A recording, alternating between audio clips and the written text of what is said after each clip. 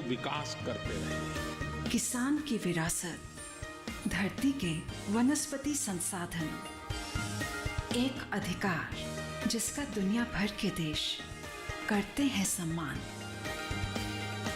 आज भारत उन अधिकारों को दे रहा है नए मुकाम, ताकि और बढ़े किसानों की वंशागत किस्मों की पहचान का अभियान।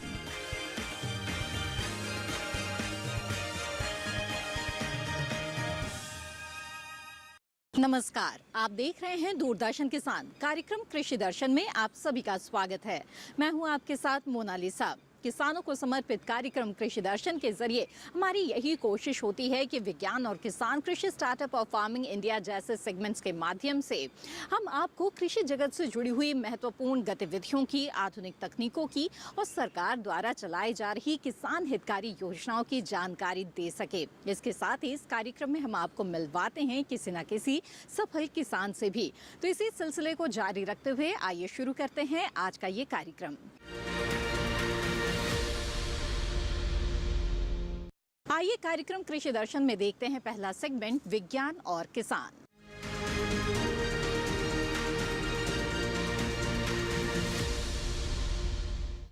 गाजियाबाद के मुरादनगर में अनुसूचित जाति उप योजना के तहत किसानों के लिए धान की उन्नत खेती पर प्रशिक्षण और बीज वितरण कार्यक्रम का आयोजन किया गया।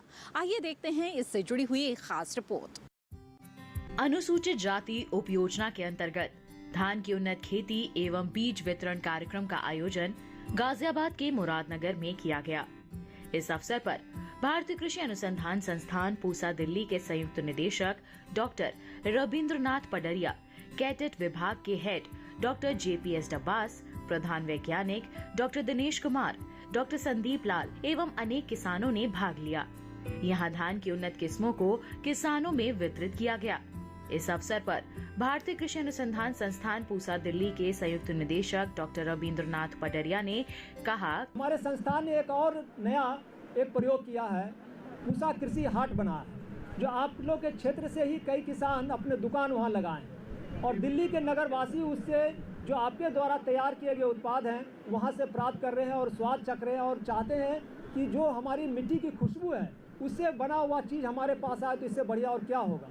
तो ऐसे जो नए तरह के विचार हैं, नए तरह की व्यवस्थाएं हैं, इसको समागम करने के लिए हमें आना पड़ेगा। तो मैं आपसे अनुरोध करूंगा कि कृपया अपने कार्य पद्धति में बदलाव लाने की चेष्टा करें ताकि उनका भी विकास हो।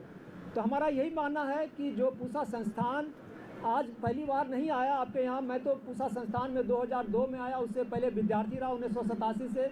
तो इस क्षेत्र में कई न कई पहल होते रहे और हमेशा कुछ न कुछ नया आपके पास आते रहा है जिससे आप लोग अपनाते रहें और आगे बढ़े हैं। तो इसी तरह से जो अब नई प्रजातियां आई हैं, सिर्फ धान की बात नहीं होगी, ये क्रम है। इस तरह से फसल का विविधीकरण, चाहे वो सब्जी के माध्यम से हो, चाहे नए प्रजाति के माध्यम से हो, न या मूल्य संवर्धन हो, नए तकनीकों का समागम करना हमारा फर्ज है और यही चुनौती है और यही अवसर भी है, ताकि अगले सीजन में जब हम आएँ तो फिर हम देखें कि और नए लोग कैसे जुड़ पाएँ। वैज्ञानिक आके देखेंगे भी कि किसने कैसे लगाया और उसमें क्या चुनौतियाँ रही। अगर कुछ चुनौती, उसको क्या व्यवधान है, उसको क्या हम तकनीकी और सलाह दे सकते हैं, वो भी करेंगे। आपके साथ चलेंगे और आप हमारे साथ चलेंगे ताकि मंजिल साथ साथ पहुँच सके। इस अवसर पर कैडेट विभाग के हेड डॉक्टर JPS डब्बास ने कहा, ये पूसा की नई से नई वैरायटी लेके आते हैं और सबसे पहले बुक करवा देते हैं। और सबसे पहले बुक करवाने का फायदा ये हुआ कि जो बीज आपके गोदाम में रखा है, आज वो बीज पूसा संस्थान की दुकान पे नहीं है, जहाँ बिकता है वहाँ नहीं है, खत्म हो चुका है। लेकिन इन्होंने आपके लिए वो बीज रखा हुआ था।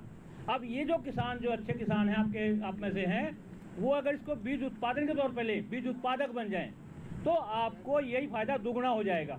हमारा एक दिल्ली का किसान है, उसका गाँव का नाम है दरियापुर, किसान का नाम सत्यवान है। उसने ये बीज लगाए थे और पिछले साल उसके सारा का सारा धान क्या भाव बिका है? 80 रुपये किलो से लेके 120 रुपये किलो। आपका धान क्या भाव बिका? 30 से 35 रुपये किलो। लाभ किसको हुआ? लाभ किसको ज़्यादा हुआ? सत्यवान को ज़्यादा हुआ। तो आपको भी हम सत्यवान बनाना चाहते हैं। डॉक्टर पटारिया की भी है कि हम अपने किसानों को संगठित करके और कुछ ऐसा तैयार करें कि ये नया एक मिसाल पेश करें, और नई मिसाल तभी पेश हो सकती है जब हमारे किसान भाइयों को आगे बढ़ना है और बढ़ के ही जब आगे दिखाना है। अब बार बार एक सवाल पूछ रहा था कि जी यूरिया कितना डालना है, डीएपी कितना डालना है, पोटाश कितना डालना है, इससे आगे हमारे किसान कोई पूछता नहीं है। आपकी फसल को पैदा होने के लिए 16 से 17 पोषक तत्वों की आवश्यकता होती है। आप केवल 3 के लिए चिंतित हैं। जब तक 3 के लिए चिंतित रहोगे तो जो बाकी की कमी हो जाएगी तो आपको पूरी पैदावार नहीं मिलेगी, या आपकी फसल में वो स्वाद नहीं आएगा जिस स्वाद के लिए आप वो फसल जानी जाती थी। तो इसलिए बहुत ज़रूरी है कि जो आपके पास अपना रिसोर्स है, और अपना रिसोर्स क्या है कि आपके पास सबके पास पशुधन है, और पशुधन से जो गोबर मिलता है आज वो नालियों में बह रहा है, और नालियों में बहने की वजह से एक समस्या बन गया है। जबकि वो एक रिसोर्स है, संसाधन है, तो संसाधन का तभी लाभ मिल सकता है जब आप उसका सदुपयोग करें और अपनी मिट्टी की उर्वरा शक्ति बढ़ाने के लिए उसका सही प्रयोग करें। डॉक्टर दिनेश कुमार ने कहा कि धान की उन्नत किस्मों को अपनाकर एवं वैज्ञानिक तरीके से खेती करना आवश्यक है। बासमती धान लगाते हैं तो आपको कीमत ज़्यादा मिलती है। अब समय चल रहा है धान की पौध लगाने का, नर्सरी लगाने का। आप जानते हो बच्चा बचपन में अगर स्वस्थ होगा तो वो आगे चल के मजबूत इंसान बनेगा, मजबूत आदमी बनेगा। बचपन और शुरू में कमज़ोर रह गया, इसी तरीके से अगर पौध हमारी कमज़ोर रह गई तो आगे फसल में ब्याज कम होगा, कल्ले कम फूटेंगे। पौध अगर स्वस्थ रखनी है तो 3-4 बातों का ध्यान रखना है। सही समय पे बुआई करनी। बुआई का समय 15 मई 20 मई से शुरू हो जाता है और 20 जून तक चलता है मोटे तौर पे। और जो किस्में लंबी अवधि की होती हैं 140 दिन 145 दिन की, उनकी नर्सरी थोड़ा जल्दी डाल सकते हैं आप, 20 मई के आसपास डाल सकते हैं। और जो कम अवधि की किस्में हमारी 1847, 1509, पूसा सुगंध 5 अभी भी हो सकता है कुछ किसान लगाते हों, तो इन किस्मों में आप 20 जून के आसपास, 15 से 20 जून के आसपास भी नर्सरी लगा सकते हैं। अगर इनकी नर्सरी आपने जल्दी लगा दी तो होगा क्या कि ये जैसे 115 दिन की फसल है, 25 दिन आपकी पौध रही है, बाद में फिर 90 दिन 85 दिन खेत में रहेगी। तो जब ये पकेगी आपकी अगस्त के आखिर में, सितंबर के शुरू में, उस समय गर्मी बहुत रहती है, दाना आपका पटक जाएगा। ये अक्सर होता है। तो बेहतर होगा कि कम अवधि की किस्म की नर्सरी आप 15 जून के आसपास लगाएं, ज़्यादा जल्दी ना करें, और जुलाई के पहले हफ्ते में उसकी आप रोपाई करें। तो ये सही तरीका है। दूसरा, जो पौध आपको स्वस्थ तैयार करनी है उसमें बीज की मात्रा, बीज का उपचार बहुत ज़रूरी होता है। इसके अलावा बुआई कैसे करनी है और खेत की तैयारी, आप ज़्यादातर लोग जानते हैं किस तरह से नर्सरी तैयार की जाती है। तो बीज की मात्रा जो पतली बारीक किस्म है उनकी 20 से 25 किलो प्रति हेक्टर 2.5 एकड़ में पड़ता है, और जो मोटे दाने की किस्म है उनका 25 से 30 किलोग्राम प्रति हेक्टर के हिसाब से बीज पड़ता है। यानी 1 हेक्टर में जो पौध तैयार करेंगे आप, वो 1/10 हिस्सा होता है। मान लो 10 बीघे में धान लगाना तो 1 बीघे में पौध तैयार करनी पड़ेगी। धान के जो सीधी बिजाई वाला खेत है, बाद में अगर घास आती है तो उसके लिए भी दवाई है, बिस्पारीबैक सोडियम 25 ग्राम प्रति हेक्टर के हिसाब से पड़ती है। बुआई के 20 से 25 दिन बाद आप उसको छिड़क सकते हो।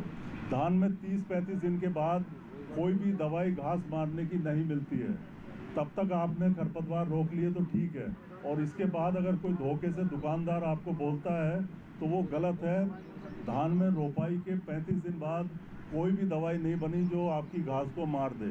अगर वो प्रयोग में लाओगे तो आपके फसल को वो नुकसान पहुंचा देगी। तो ये भी आपको ध्यान में रखना।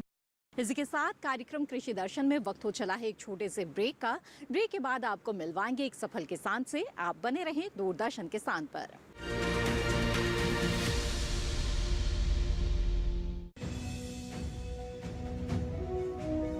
भारत सरकार का हर प्रयास किसानों को दे रहा है एक नई आस। देश के किसानों की खुशहाली और उन्हें आत्मनिर्भर बनाने के लिए भारत सरकार समर्पित है। प्रधानमंत्री श्री नरेंद्र मोदी जी के नेतृत्व में कृषि क्षेत्र में किए गए निरंतर प्रयासों के फलस्वरूप देश खाद्यान्न व बागवानी के क्षेत्र में आत्मनिर्भर हो चुका है और देश में दलहन का उत्पादन भी बढ़ा है।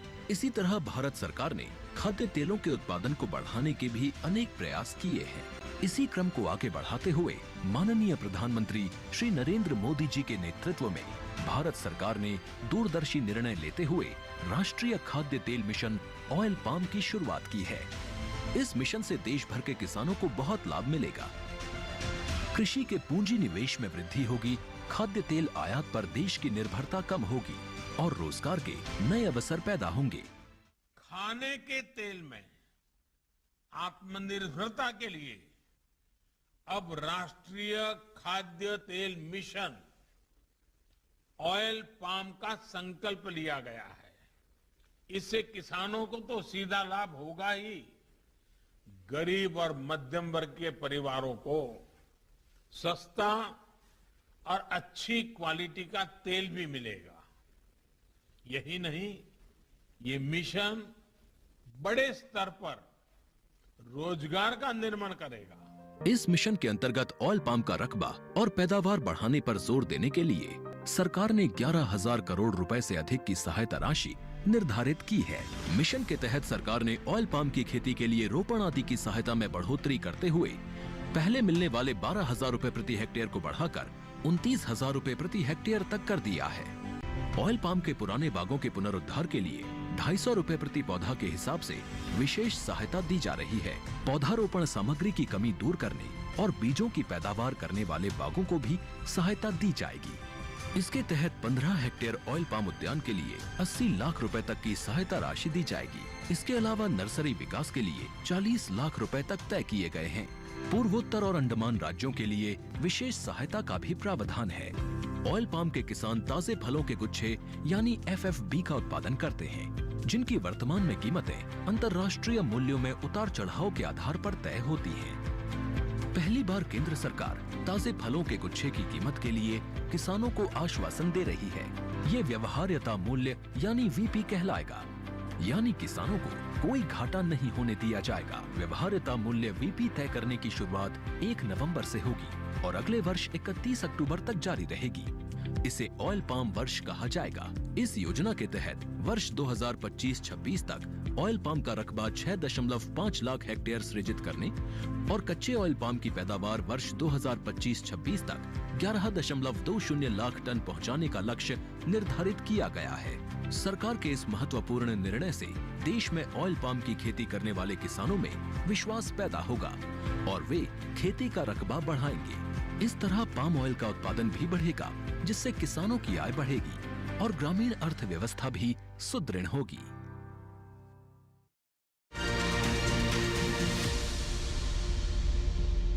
ब्रेक के बाद आप सभी का फिर से स्वागत है। आप देख रहे हैं कार्यक्रम कृषि दर्शन। आइए अब कार्यक्रम में आगे बढ़ते हैं और देखते हैं सेगमेंट कृषि स्टार्टअप।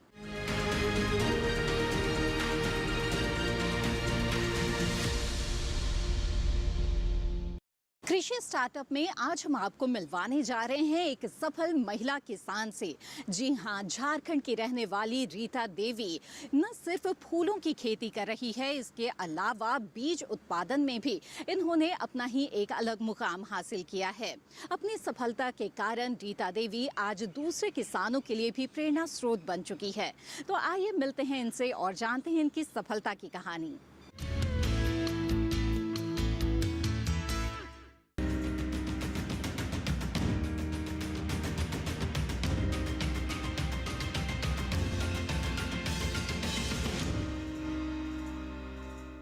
एक ऐसी ही महिला कृषि उद्यमी हैं रीता देवी। झारखंड के रामगढ़ जिले के गोला प्रखंड का एक छोटा सा गांव है डुंडीगाछी, जहां की रहने वाली है रीता, जो आत्मविश्वास से भी लबरेज हैं, जिन्होंने अपने जीवन में कभी हारना नहीं सीखा। इंटर तक की पढ़ाई पूरी करने के बाद 16 वर्ष की कम उम्र में ही इनकी शादी शक्तिराम महतो से हो गई थी। कच्ची उम्र में पारिवारिक दायित्वों का बोझ इनके लिए किसी चुनौती से जरा भी कम न था। समस्याएं बहुत थी, लेकिन उससे निकलने का हुनर रीता को मालूम था।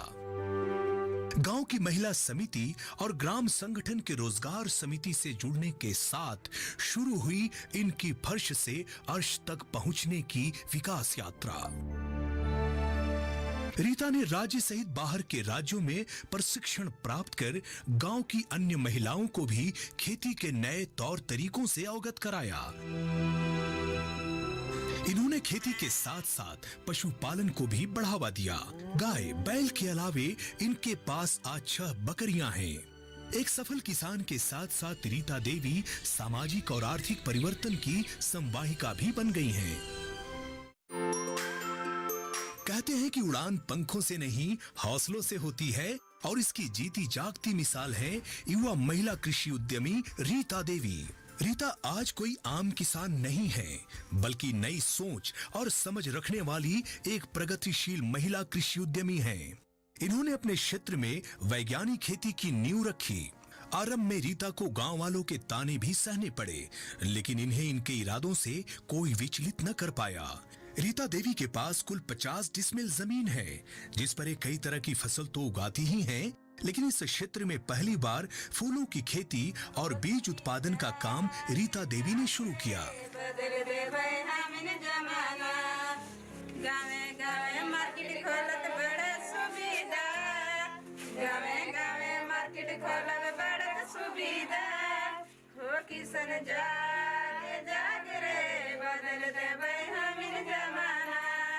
इन्होंने अपनी 25 डिसमिल जमीन पर एक टमाटर बीज उत्पादन का कार्य भी शुरू किया।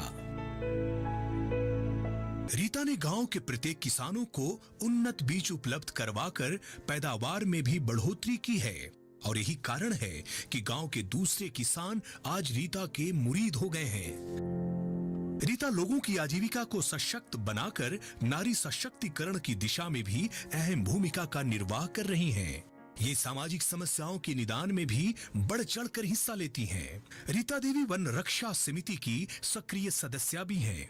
कल तक जो इन पर तंज कसा करते थे, आज वे भी रीता से आर्थिक मदद प्राप्त कर रहे हैं। जहाँ भी हम लोग का ये ट्रेनिंग होता है तो प्लानिंग हम लोग पहले से बनाते हैं कि इस बार मौसम का हिसाब से कि क्या इस बार लगाने का है, तो हम लोग तैयार करते हैं कि इस बार हम लोग जितना भी कृषि उद्यमी हैं सबको हम लोग अपना डिमांड किए हैं कि ओनियन का खेती करेंगे, और ये गांव को यही वाला बढ़ावा देते हैं कि अच्छा से खेती कीजिए और अच्छा मेहनत कीजिए। रीता देवी आज अपने क्षेत्र में किसी परिचय की जरा भी मोहताज नहीं। इन्होंने अपनी मेहनत से जो मुकाम हासिल किया है वो हम सब के लिए प्रेरणा का स्रोत है। इनकी कामयाबी पूरे देश और राज्य के लिए गर्व की बात है। उनकी उपलब्धियों के लिए उन्हें सलाम। इसी के साथ कार्यक्रम कृषि दर्शन में वक्त है एक छोटे से ब्रेक का। ब्रेक के बाद बताएंगे आपको सरकार द्वारा चलाई जा रही महत्वपूर्ण योजना के बारे में अगले सेगमेंट फार्मिंग इंडिया में। आप बने रहें दूरदर्शन किसान पर।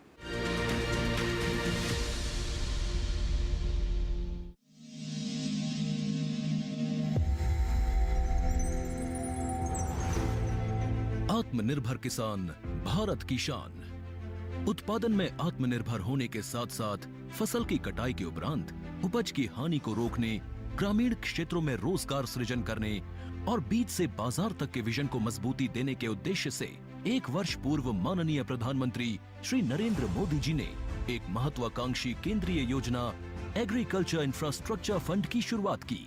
इस आधुनिक इंफ्रास्ट्रक्चर से कृषि आधारित उद्योग लगाने में एक बहुत बड़ा बदलाव आएगा और बहुत बड़ी गति आएगी।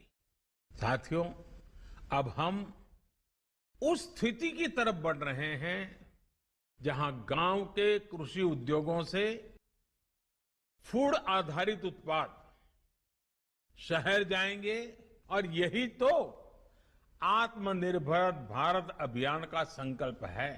एग्रीकल्चर इंफ्रास्ट्रक्चर फंड से पात्र लाभार्थी गोदामों का निर्माण कर सकते हैं, छटाई या ग्रेडिंग इकाई, पैकिंग हाउस, सप्लाई चेन और कोल्ड चेन जैसी सुविधाएं, या फिर प्राथमिक कृषि प्रसंस्करण केंद्र की स्थापना कर सकते हैं। इस योजना के तहत पात्र लाभार्थियों को 2 करोड़ रुपए तक के ऋण पर अधिकतम 7 वर्ष के लिए ब्याज में 3% तक की छूट दी जा रही है। ऋण पुनर्भुगतान के लिए 6 महीने से 2 वर्ष तक मोरेटोरियम की सुविधा भी उपलब्ध है। इस योजना ने अब तक सफलता की कई मिसालें कायम की हैं, जैसे कि मध्य प्रदेश के लाभार्थी श्री विपिन त्रिपाठी ने एग्रीकल्चर वेस्ट से बायोफ्यूल बनाने का इनोवेटिव प्राइमरी प्रोसेसिंग सेंटर लगाया है। लोन मिलने की वजह से हम समय पर सारी मशीनों का प्रोक्योरमेंट और सारा सिविल वर्क टाइम पे करवा पाए, जिससे ये प्रोजेक्ट को लगाना संभव हो पाए। राजस्थान के लाभार्थी श्री यशवर्धन मुंद्रा ने सॉर्टिंग एंड ग्रेडिंग यूनिट लगाकर रोजगार के अवसर पैदा किए हैं। कर्नाटक की महिला उद्यमी श्रीमती ममता वी ने प्राइमरी प्रोसेसिंग सेंटर लगाकर प्रगति की नई राह चुनी है।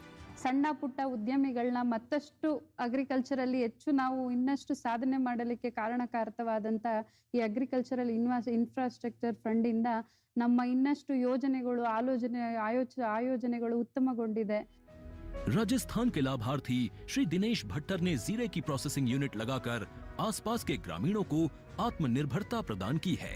महाराष्ट्र के लाभार्थी श्री अनूप कुमार मोहता ने वेयर हाउस बनाकर अन्न भंडारण को सुनिश्चित किया है। आज देश के कोने कोने से किसान, कृषि उद्यमी, किसान उत्पादक संघ, प्राथमिक कृषि सहकारी समितियां, स्वयं सहायता समूह और कृषि उपज मंडियां इस योजना का लाभ उठा रहे हैं।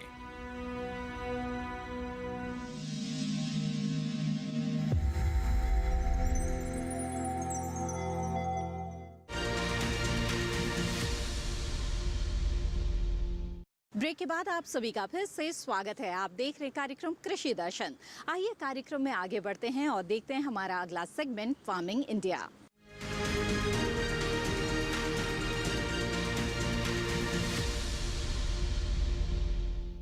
किसानों को उनकी फसलों का वाजिब दाम दिलाने के लिए एक डिजिटल प्लेटफॉर्म राष्ट्रीय कृषि बाजार काफी समय से चल रहा है।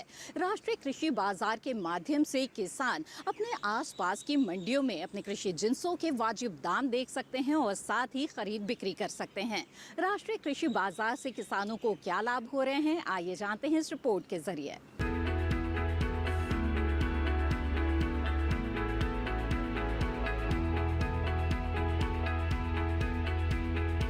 ई-नाम के जरिए आप घर बैठे न केवल एपीएमसी से जुड़ी किसी भी मंडी में चल रहा भाव मालूम कर सकते हैं, बल्कि अपनी फसल का सौदा कर सकते हैं और घर बैठे समय पर बिकी हुई फसल का भुगतान भी पा सकते हैं।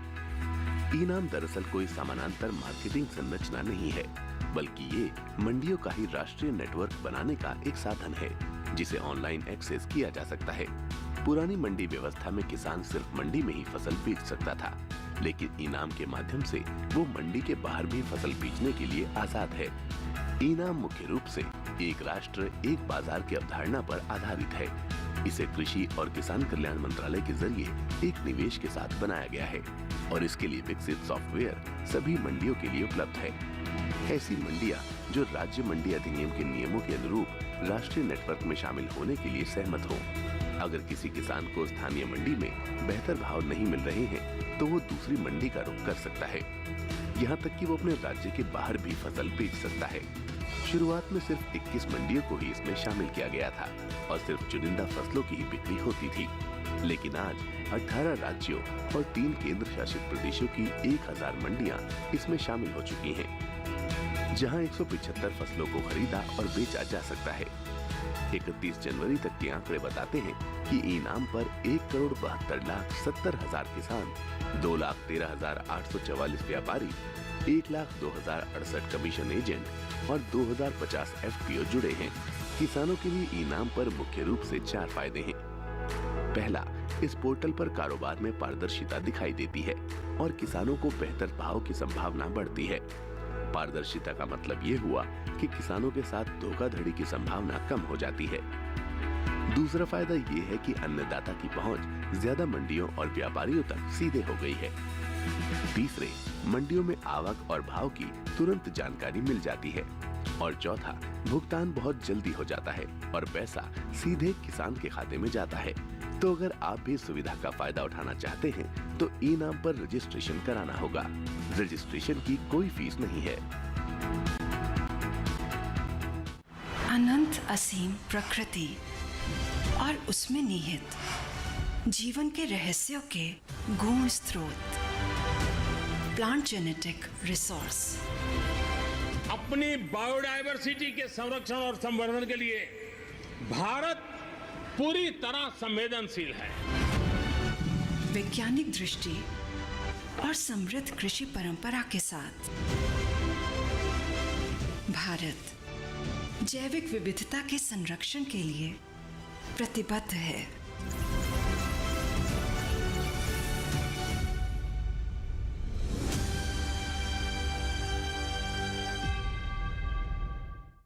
कार्यक्रम कार्यक्रम कृषि दर्शन में आज हम आपके लिए जो जानकारियां लेकर आए हैं, हमें उम्मीद है कि इससे आपको लाभ जरूर होगा।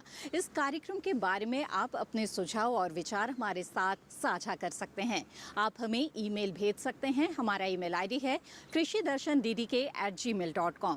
आप हमें पत्र भी लिख सकते हैं। हमारा पता है कृषि दर्शन, कमरा नंबर 58, CPC दूरदर्शन, खेलगांव, नई दिल्ली 110049। कृषि दर्शन कार्यक्रम को आप दूरदर्शन किसान के YouTube चैनल पर भी देख सकते हैं। इसके लिए टीवी स्क्रीन पर दिखाए जा रहे इस QR कोड को स्कैन करें। इसी के साथ कृषि दर्शन की आज की कड़ी में बस इतना ही। दीजिए इजाजत। आप बने रहें दूरदर्शन किसान पर। नमस्कार।